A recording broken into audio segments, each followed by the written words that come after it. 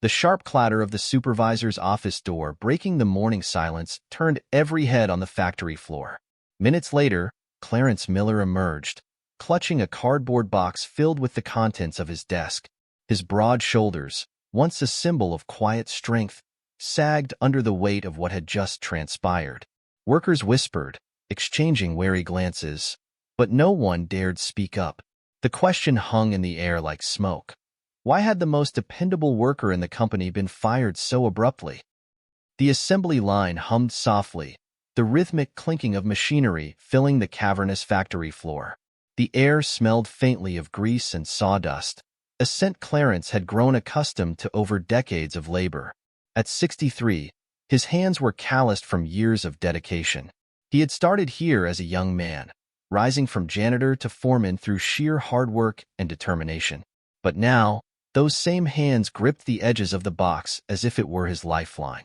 The company's logo, a familiar emblem embossed on the sides of every piece of equipment he helped maintain, mocked him as he passed.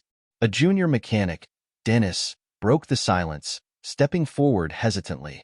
"Mr. Miller, what happened?" they said. Clarence raised a hand to stop him, his expression unreadable. "Keep your head down, son," he said quietly, his deep voice tinged with weariness. "You don't want to get caught up in this." Dennis froze, torn between concern and fear, as Clarence continued his solemn walk toward the exit. In the parking lot, Clarence sat in his old pickup truck, staring at the box of his belongings on the passenger seat. Photographs of his family, a worn thermos, and a gold-plated plaque celebrating 30 years of service, all reminders of the life he had poured into the company. The words of his supervisor, Mr. Evers, replayed in his mind. "It's nothing personal, Clarence. Just corporate restructuring. Your role is no longer needed." The explanation had been as cold as the fluorescent-lit office where it was delivered. But Clarence wasn't a fool. He had seen the nervous flicker in Evers's eyes, the way his hands fidgeted. This wasn't just restructuring. Something deeper was at play. The phone rang as he walked into his modest home that evening. It was his daughter, Lisa. "Dad, I just heard. What's going on? They can't just fire you like that." Clarence sighed, his tone measured. "That's what they did, sweetheart. Don't worry yourself over it. I'll figure something out. But you've been there forever. This doesn't make sense." Lisa's frustration was palpable, her voice rising. Clarence hesitated before answering, his mind already racing. "Nothing about this feels right. I'm going to dig into it." The next morning, Clarence sat at the diner across from an old friend and former coworker, Hank, who had left the company under similarly strange circumstances 2 years prior. "They pushed you out, too," Clarence began, his tone pointed. "What did you find out after you left?" Hank glanced around nervously before leaning in. "Clarence, you don't want to mess with this. It's bigger than you think. The higher-ups, they're into some shady deals.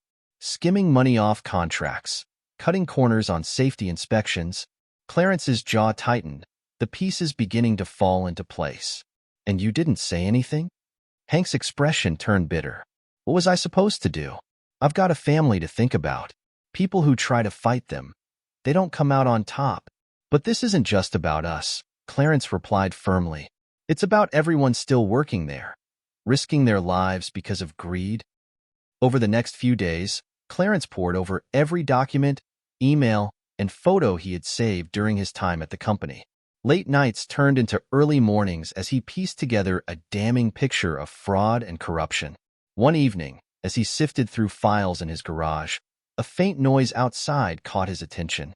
The hairs on the back of his neck prickled. He moved toward the window and saw the unmistakable silhouette of a man in a suit, standing near his truck. "Who's there?"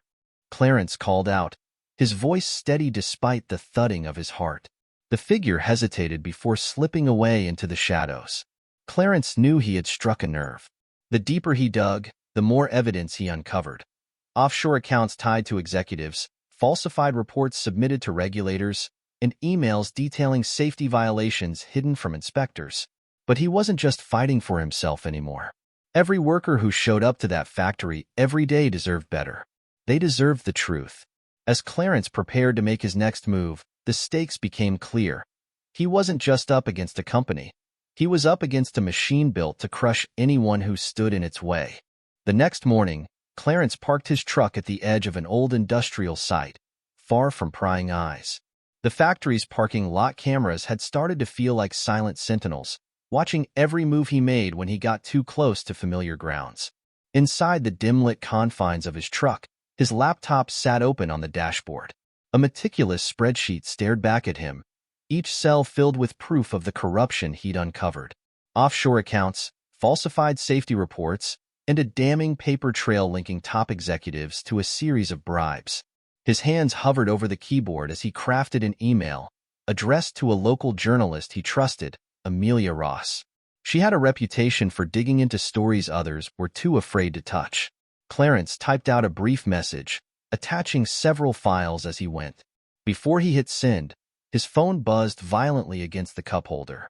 A name flashed on the screen, unknown caller. Clarence hesitated. Finally, he swiped to answer. Mr. Miller, a gravelly voice said on the other end. You're a smart man. Too smart to think you can win this fight. Clarence's pulse quickened, but his voice stayed firm. Who is this? That's not important. What's important is you walking away before you make this worse for yourself. For your family. A cold shiver ran down Clarence's spine, but he kept his composure. If you think I scare easy, you don't know me. And if you know my family, you've just made your first mistake. The line went dead. Clarence exhaled sharply, glancing down at his laptop screen. The files stared back at him, daring him to follow through. His finger hovered over the send button, his heart hammering in his chest. The call was a warning, but it wasn't going to stop him. He pressed send.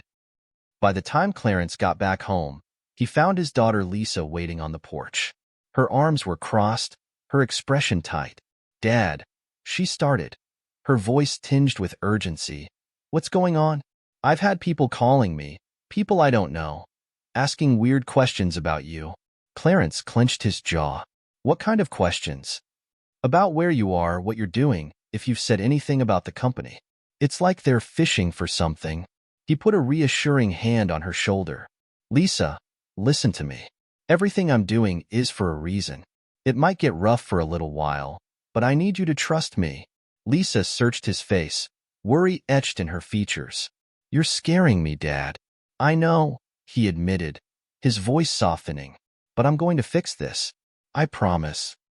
2 nights later, Clarence sat alone in his garage, poring over a fresh batch of emails Amelia had sent in response to his initial tip-off. She had done her own digging, corroborating his claims and uncovering even more dirt.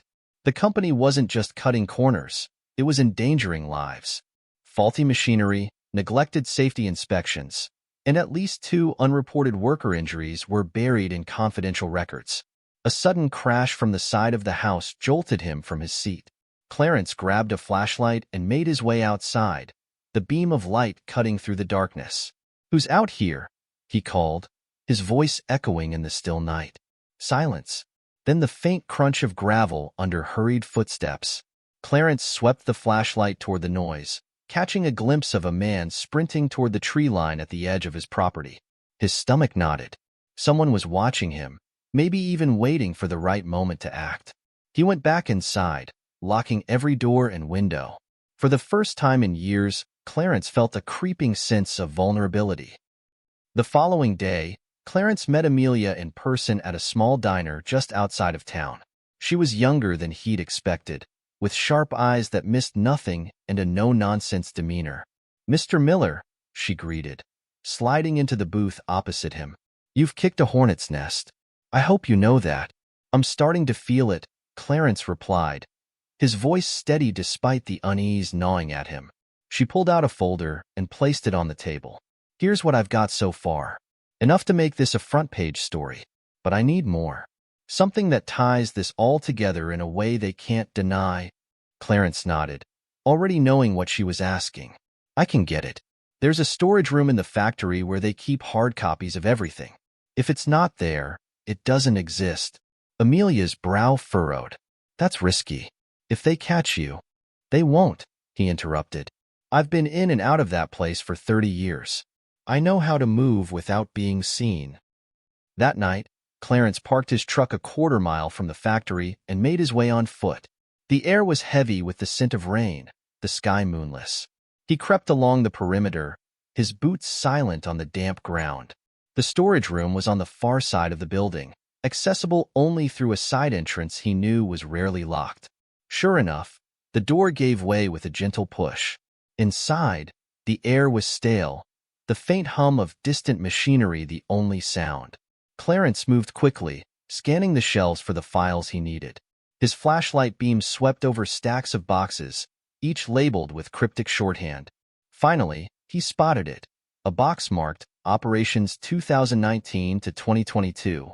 He pulled it down and rifled through its contents, his heart racing as he uncovered exactly what he'd hoped to find. Detailed reports of bribes paid to inspectors, memos instructing supervisors to falsify injury logs, and a ledger showing massive sums funneled into offshore accounts.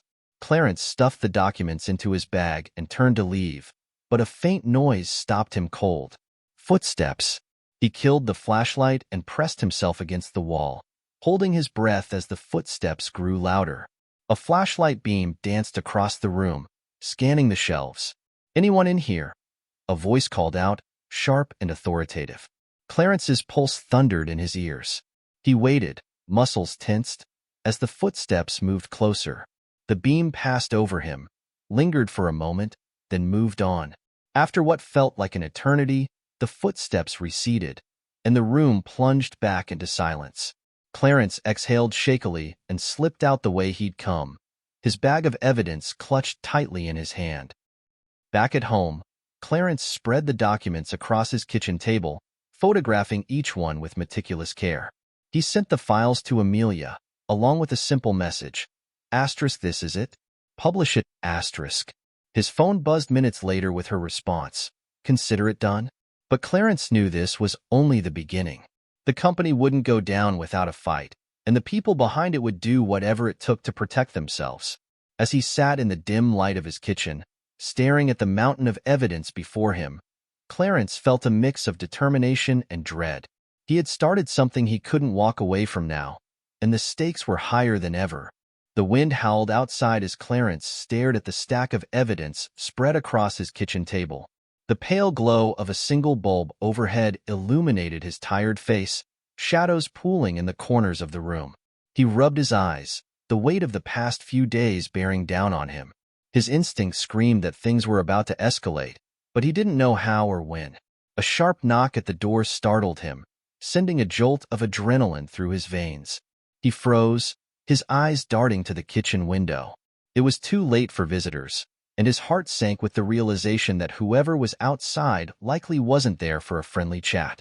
Another knock followed, louder this time. "Clarence? It's Lisa." He exhaled deeply, relief flooding his chest as he hurried to the door. Pulling it open, he found his daughter standing on the porch, her face pale and her arms clutching a large brown envelope. "Lisa, what are you doing here?" he asked, ushering her inside and glancing down the street for any signs of a tail. "I got this in the mail today," she said, thrusting the envelope into his hands. "It was addressed to me, but it's about you." "Dad, what's going on?"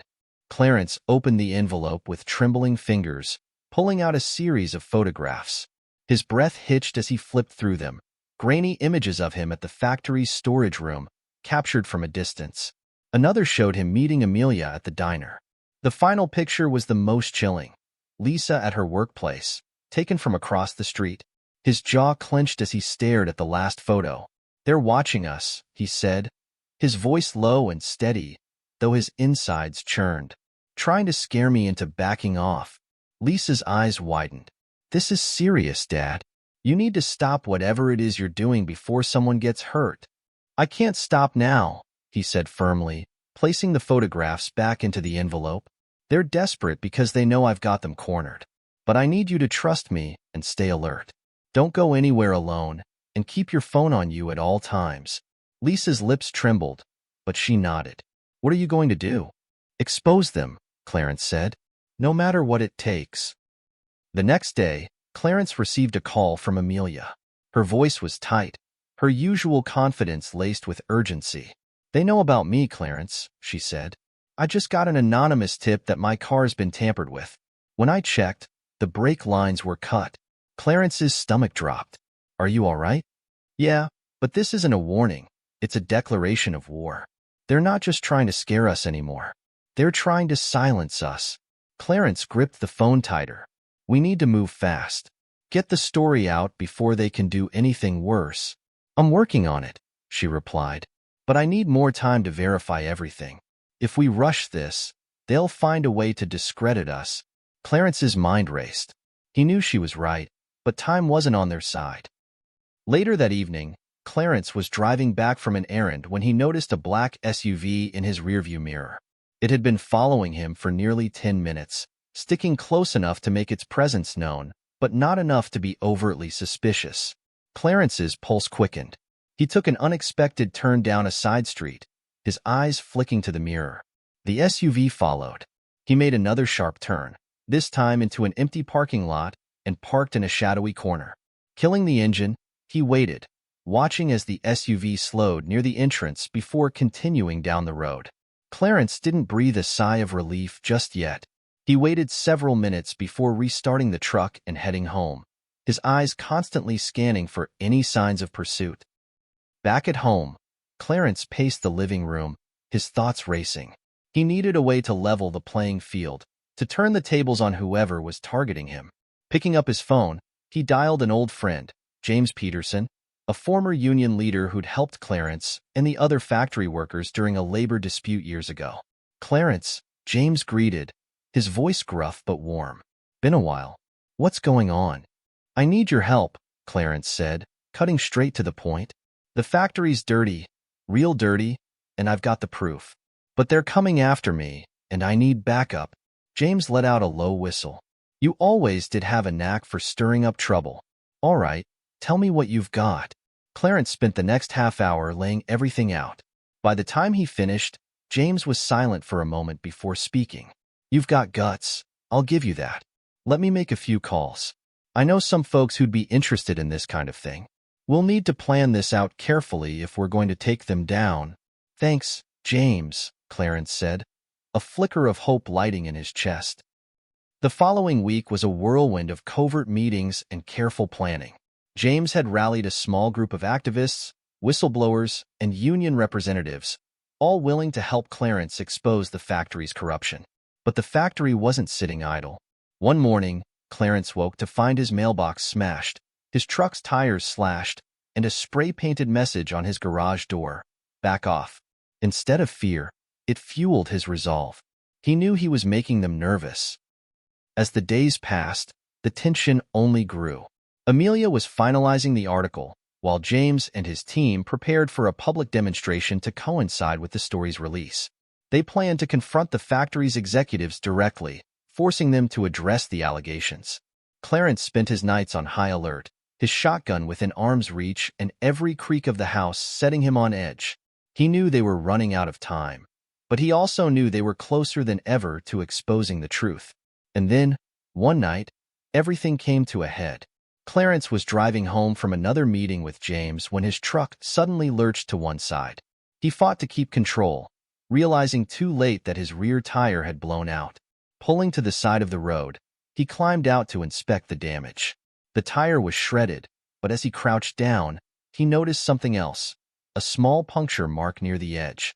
It wasn't an accident. Before he could react, a pair of headlights appeared in the distance, growing brighter as a car sped toward him. Clarence's heart pounded as he scrambled to the side of the road, barely diving out of the way as the car roared past. He landed hard on the gravel, his palms scraping against the rough surface.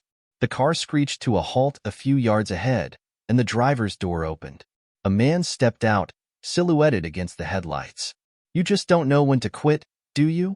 the man said, his voice cold and mocking. Clarence rose to his feet, his fists clenched. "You think you can scare me off? You've got another thing coming." The man chuckled darkly. "We'll see about that." As he took a step closer, Clarence's phone buzzed in his pocket. He didn't need to look to know it was probably Amelia or James. Reinforcements were close, but he needed to hold his ground just a little longer. The stakes had never been higher, and Clarence knew there was no turning back now. Clarence stood on the gravel road, the roar of his heartbeat drowning out the low hum of the car's idling engine. The man in the headlights stepped closer, his figure sharp and imposing against the darkened backdrop. There was something in his hand, a glint of steel that caught the dim light. "Let's settle this," the man said, his voice cold and deliberate. Clarence's fists tightened, his instincts telling him this wasn't just a threat. This was the moment they'd been pushing toward, the confrontation his refusal to back down had inevitably provoked. "What do you want?" Clarence asked, his voice steady despite the fear clawing at his chest. "You've been poking around where you don't belong," the man said, pacing slowly to the side, forcing Clarence to adjust his stance. "The company doesn't take kindly to loose ends. But you don't seem to get the message, so here I am to deliver it personally." Clarence's mind raced. His phone was still in his pocket, and James was supposed to meet him at the diner a few miles down the road. But even if help was coming, he was on his own for now. "You think I'm scared of you?" Clarence said, his voice rising with defiance. "You think some hired thug is going to stop me from exposing the truth?" The man smirked, stepping closer. "Brave words. Let's see how brave you are when you realize no one's coming to save you." Meanwhile, Amelia was pacing her office, her laptop open to a half-written article. The phone call she'd received minutes earlier had left her shaken. A distorted voice had warned her to stay out of it, but the words carried a weight that was impossible to ignore. She dialed Clarence's number, but it went straight to voicemail. A pit of dread formed in her stomach as she grabbed her coat and car keys. Whatever was happening, she couldn't just sit back and wait. Back on the road, Clarence took a slow step backward, his boots crunching against the gravel. The man raised the object in his hand, a crowbar, and swung it lazily, the sound slicing through the cold night air. "You've got guts, old man," the man sneered, "but guts won't save you." "Neither will that crowbar," Clarence shot back. The man lunged, and Clarence barely sidestepped in time. The crowbar whooshed past, striking the side of his truck with a metallic clang. Using the momentary opening, Clarence grabbed a nearby rock and hurled it toward his assailant. It struck the man's shoulder, causing him to stumble back with a grunt of pain. "You're making this harder than it needs to be," the man growled, his voice low and menacing. "That's the idea," Clarence retorted, his eyes darting toward the woods that flanked the road. If he could get to cover, he might stand a chance. But before he could move, a second car appeared, its headlights cutting through the darkness. For a fleeting moment, Clarence thought it might be James or Amelia. But as the vehicle pulled up and another man stepped out, he realized his situation had just gone from bad to worse. The second man was older, dressed in a sharp suit that seemed out of place in the desolate setting. His expression was calm, almost detached, as he approached. "Mr. Walker," the suited man said, his tone measured. "You've caused quite a bit of trouble for us." Clarence squared his shoulders, his defiance unwavering. "And I'm just getting started." The suited man chuckled softly. "I admire your tenacity, but you've underestimated who you're dealing with. This isn't just about you or some petty workplace grievance. You're threatening something much bigger, something you can't possibly understand." "Try me," Clarence said, his voice a challenge. The suited man gestured toward the first man, who stepped forward menacingly. "You've got one last chance to walk away, Mr. Walker. Drop whatever you're planning and disappear. If you don't, well, I'm sure you can imagine the consequences." Clarence's mind reeled. He could feel the weight of their threat, the enormity of what he was up against. But as he glanced at the envelope still tucked in his truck's glove compartment, the evidence he'd risked so much to gather, his resolve hardened. "You think you can scare me into silence?" Clarence said, his voice rising. "You think I'll let you keep exploiting people, ruining lives, just because you've got money and power? You don't scare me. You disgust me." The suited man's smile faded, replaced by a cold, calculating glare. "Very well. You've made your choice." The first man moved forward again, his crowbar raised. Clarence braced himself, his adrenaline surging. But just as the man swung, the sound of approaching sirens pierced the night. Red and blue lights flashed in the distance, growing brighter with each passing second. The suited man's expression darkened, and he turned to his accomplice. "We're done here. Let's go." The two men retreated to their vehicles, their plans thwarted, for now. But as Clarence watched them drive away, he knew this was far from over. The battle lines had been drawn, and the stakes had never been higher. As the police cars pulled up, Clarence felt a mix of relief and apprehension. This wasn't the end of the fight. It was just the beginning of the war. The sirens wailed louder, echoing through the empty street as Clarence watched the two men disappear into the darkness. His breath came in ragged bursts, the weight of his defiance still heavy on his chest. The flashing lights grew closer, and for a brief moment, he allowed himself to believe that this was over. That help had arrived, that he was going to be okay. But as the first of the police cars screeched to a halt and officers poured out, Clarence saw something in their eyes. A hesitation, a distrust that made his stomach drop. They weren't here to help. They were here to contain. "Mr. Walker," one of the officers called out, his voice as cold as the night air. "We need you to step away from the vehicle." Clarence froze, his heart hammering in his chest. He glanced over his shoulder at the truck, the envelope still inside, the evidence that could bring down the entire corrupt operation. He knew he couldn't let them take it, not now. Not when it was the only leverage he had left. But before he could make a move, another officer stepped up, this one a woman, tall and stern. "I don't think you understand," she said, her voice firm. "We're not here to play games. We have orders to take you in." Clarence swallowed hard, a cold sweat breaking out across his brow.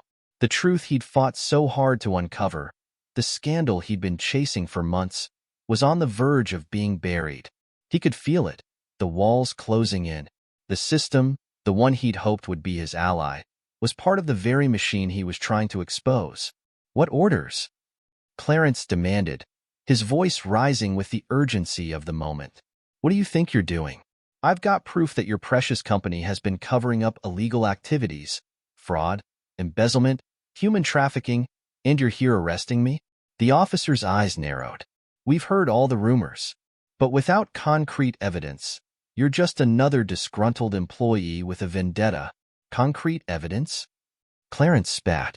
"I am the evidence." The woman's gaze hardened. "Save it. You're not in a position to make demands here." Clarence could feel his anger bubbling over, threatening to spill into violence, but he held it in check. He knew this wasn't the time to escalate things further. But every inch of him wanted to scream, wanted to shout about how his entire life was about to be destroyed by the very people who should have been protecting him. The betrayal cut deeper than anything else. "What's going on here, officer?" a voice called out from behind.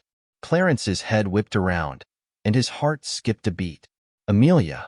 She was standing at the edge of the scene, her eyes wide with disbelief, her face flushed with panic.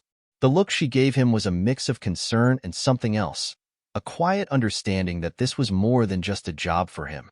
It was personal. "Amelia, stay back," Clarence shouted, his voice breaking. She ignored him, stepping forward, her gaze locking with the officer's. "What's going on? Why is he being arrested?" The woman officer looked Amelia over with a dismissive glance. "Nothing to worry about. Just a little misunderstanding." "Misunderstanding?" Amelia's voice was sharp, her eyebrows knitting together in disbelief. "He's been digging into corruption at one of the largest companies in the city, and now you're arresting him without cause? How convenient." Clarence could see the shift in the air as the officers exchanged glances, the tension rising. They were suddenly wary, uncertain. Amelia had just thrown a spotlight on the situation, and they knew it. She was a reporter, a relentless one who had no qualms about calling them out. One of the officers took a step closer to Clarence, his posture tense. "This is none of your business, miss. I suggest you move along." But Amelia stood her ground, her voice calm but insistent. "It is my business, and I've got connections in this city, connections that are going to hear about this. So if you want to play it this way, fine. But don't say I didn't warn you." The officer hesitated for a moment, clearly considering his options. Clarence could see the sweat beading on his forehead. He was rattled, and that was the opening Clarence needed. "Amelia," he said, his voice low but urgent. "The envelope. It's in the glove compartment. They can't get their hands on it. Amelia's eyes widened in understanding, and for a moment, time seemed to slow down. She nodded subtly and then turned to the officer, her stance more defiant than before. "You have no idea who you're messing with," she said quietly, but her words carried a weight that was undeniable. But as the officer opened his mouth to retort, a second, more powerful voice interrupted him. "Let him go." Clarence's heart skipped a beat. The voice was unmistakable. It was the suited man from earlier, the one who had threatened him in the woods. He was here. The officer froze, then turned, his gaze snapping to the man. "Sir?" The suited man stepped forward, his expression unreadable. "I said, let him go." Clarence felt a chill run through him as the suited man's eyes fixed on him. There was something calculating in those eyes, something cold. Clarence could feel the air grow heavy, oppressive. This wasn't over. It wasn't even close. "But sir," the officer protested, "he's causing a disturbance. We need to take him in." The suited man gave a small, almost imperceptible shake of his head. "No, you don't. The matter is settled. He's free to go." Clarence stood motionless, disbelief flooding his veins. What was happening? Was this the moment he had been waiting for? The moment the truth would be revealed? When the powers that had been pulling the strings would finally be exposed? Or was this just another tactic to silence him, to make him believe that he was closer to victory than he actually was? The suited man turned his attention back to Clarence, his gaze no longer menacing but rather calculating. "I'm not here to make your life harder, Mr. Walker," he said, his voice almost too smooth, too practiced. "But you have no idea what you're truly up against. If you think you've won, you're mistaken." Clarence didn't know how to respond. The tension in the air was thick enough to cut with a knife. But before he could speak, Amelia reached out, her hand gripping his arm tightly. "Don't listen to him. We know the truth.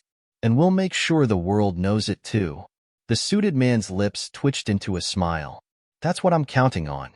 But understand this. Your fight isn't just with the company. It's with the system. And the system doesn't lose." With that, he turned and walked away, his footsteps echoing in the night. Clarence was left standing in the midst of the chaos, the weight of the man's words sinking in. The battle had only just begun. Clarence stood there, the night air swirling around him like an invisible fog, the weight of everything that had transpired sinking in. His chest heaved with every breath, the adrenaline of the confrontation still surging through him. Amelia's hand was still gripping his arm, steadying him, but it didn't quell the storm inside his mind. The suited man's words echoed, haunting him with their finality. Asterisk, the system doesn't lose. Asterisk, but there was something more to it, wasn't there? Something about that encounter, something about how the officer had hesitated, how Amelia had stepped in. The world wasn't as black and white as he had once believed. He'd fought for justice, for the truth, but had he really understood the forces at play? The system wasn't just something he could expose with a few files or a well-placed report. It was a beast that thrived on secrecy, on control, and it had more teeth than he had ever imagined. The sound of distant sirens was now fading, but Clarence could still hear the tension in the silence around him. He looked at Amelia, searching her face for the answers he didn't have. But she didn't offer them. She simply squeezed his arm, her voice soft but determined. "You didn't lose, Clarence," she said, her gaze steady. "You're still standing. You're still fighting. That's what matters."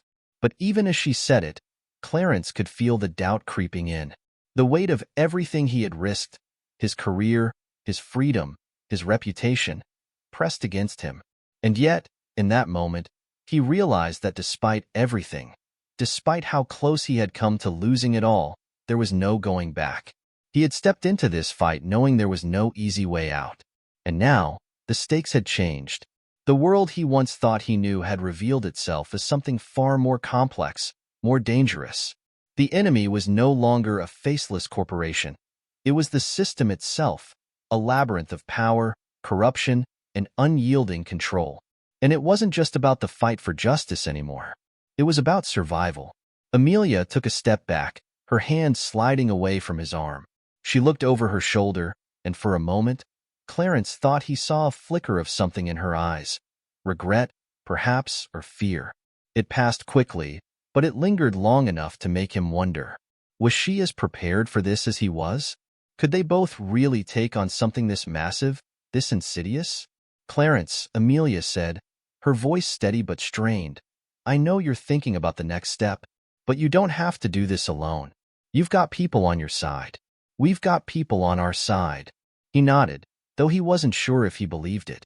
He had to believe it. For her, for everyone who had ever stood by him. But the truth was, there was no turning back now. He was in it. All the way in.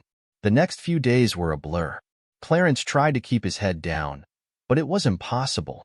Words spread quickly, and the whispers, the glances, the judgment, it was everywhere.